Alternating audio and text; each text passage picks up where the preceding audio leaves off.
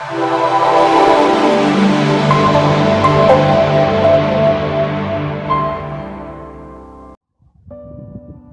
à tous. Alors aujourd'hui, nous allons aborder le sujet de l'évangélisation et surtout de la forme qu'on peut le prendre. Aujourd'hui, j'ai un invité assez sympathique et qui va faire plaisir à beaucoup de gens. Il s'agit de Mathieu Barman et il va nous expliquer comment lui, au travers de son art, au travers de la musique, il réussit à annoncer l'évangile.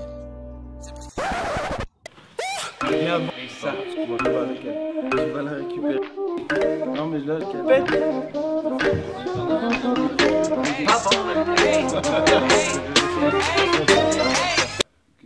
c'est le but, c'était pas que tu l'emmènes ici, c'était que tu restes. Donc, ok, puis tu vas descendre. C'est mieux.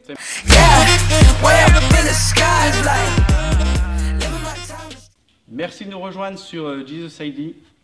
Donc aujourd'hui, on a la chance d'avoir avec nous Matt et Sarah. Donc merci de nous accorder ces quelques instants. Je vous prive d'une réunion qui a l'air très intéressante en bas, donc on va Très intéressant. faire rapide. Donc juste que les gens connaissent un petit peu plus ton parcours, Matt, je voulais revenir sur un point. C'est qu'à un moment donné, quand tu étais assez jeune, je crois que c'était ton papa qui est venu et qui t'a dit, écoute Matt, ce serait bien de choisir entre... dans ta vie, si tu veux faire une école biblique, je crois qu'il t'a dit qu'il voulait te la payer, qu'il te la payait. Et tu as dû faire un choix assez important entre une passion et une autre, quoi. Alors, j'aurais aimé qu'il me la paye, mais non, il ne me l'a pas payé. Ça, c'est une désinformation, une déformation de l'information. Non, ce qui s'est passé, c'est qu'effectivement, grandissant dans la foi, tout ça, à un moment donné, tout au long de notre vie, on est face à des choix, face à des décisions. Et effectivement, j'ai fait un choix qui, à un moment donné, pouvait sembler difficile, qui était de mettre en priorité ma relation aussi avec Dieu. Et je pense que souvent, les gens voient aussi le fait de prendre une décision comme quelque chose qui est horrible, qui est difficile, qui est...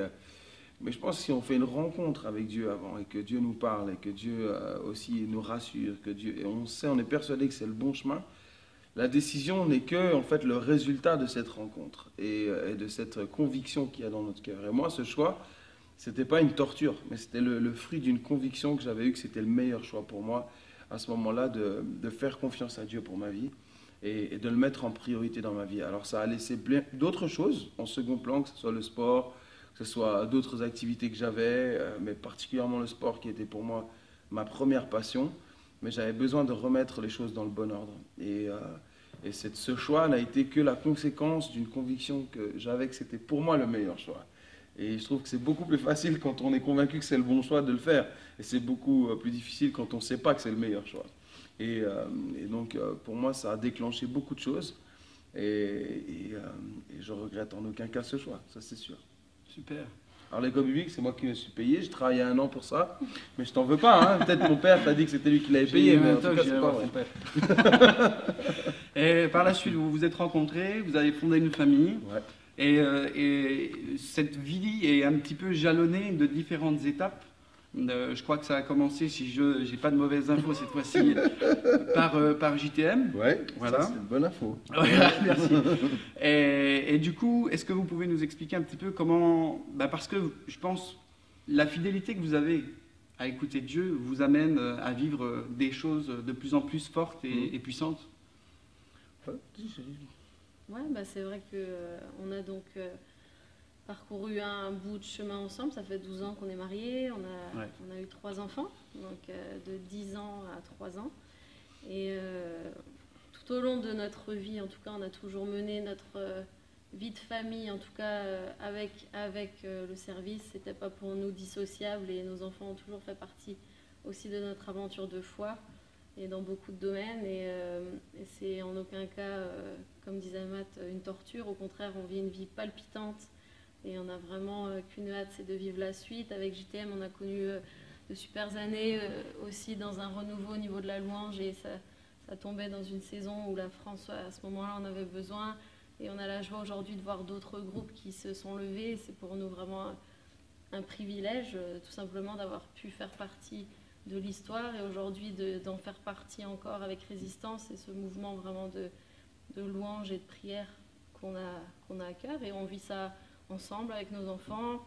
La foi, c'est une chose toute simple. Et moi, j'ai grandi dans une famille où on ne réfléchit pas plus que ça. On met en pratique ce que la Bible nous dit et on voit vraiment sa main sur nos vies et dans tous les domaines, que ce soit physique. Et moi, j'ai pour ma part été guérie de l'asthme.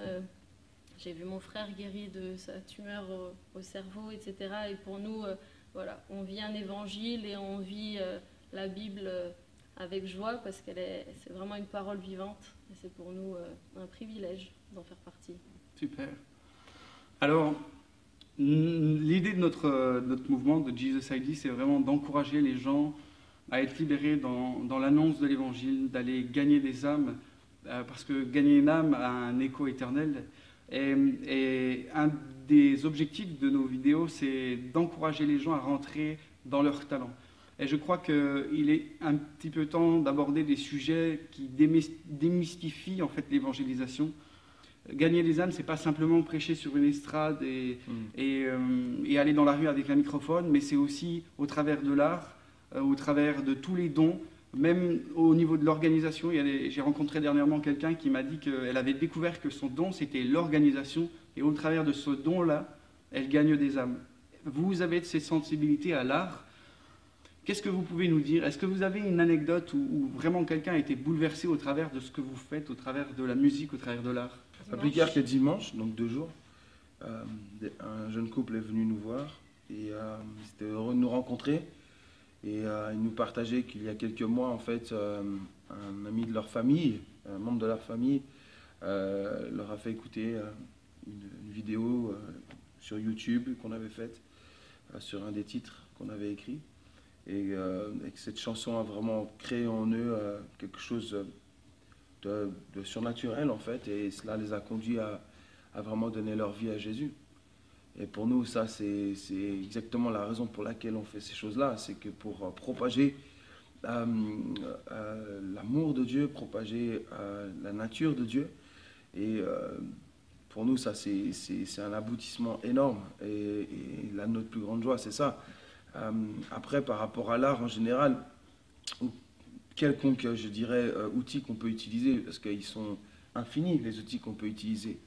Je pense que tout ce qui est d'ordre créatif est un don que Dieu nous a donné pour pouvoir être le prolongement de sa main en fait sur la terre et de pouvoir emmener une partie de lui-même à s'exprimer en fait. Et que tu disais au niveau de l'organisation, qu'elle soit la meilleure organisatrice, qu'elle puisse gérer d'une manière peut-être que les autres n'ont pas l'habitude de faire, c'est déjà un témoignage. Et en fait, nous sommes par notre définition ceux qui représentons en fait la nature de Christ. Et après, les outils qu'on utilise, que ce soit l'art, que ce soit, je sais pas moi, la science, que ce soit, ce sont juste des outils qu'il nous faut aiguiser, qu'il nous faut maîtriser par notre travail, par notre force et notre courage, pour pouvoir permettre à ce que ces outils deviennent vraiment des outils performants, des outils, je dirais, percutants, des outils, je dirais, innovants, pour que c'est de l'impact en fait dans la vie des gens. Et la créativité pour moi c'est ça, c'est vraiment permettre à ce que quelque chose dans la vie, par exemple dans la vie de ces gens, Dieu n'existait pas encore, et cette musique a permis que Dieu vienne exister dans leur vie d'une manière toute nouvelle. Et pour moi ça c'est vraiment l'intérêt des dons et de qui on est en fait. Amen. Est-ce que ça vous dirait de conclure par une prière, que ce que vous avez reçu, vous puissiez aussi libérer les gens? Et je suis sûr qu'il y a des gens qui nous regardent, qui sont bloqués, ils se disent mais moi je sais que dessiner, ou je sais que peindre, ou je ne sais que réfléchir, ou je suis bon dans ça et ça.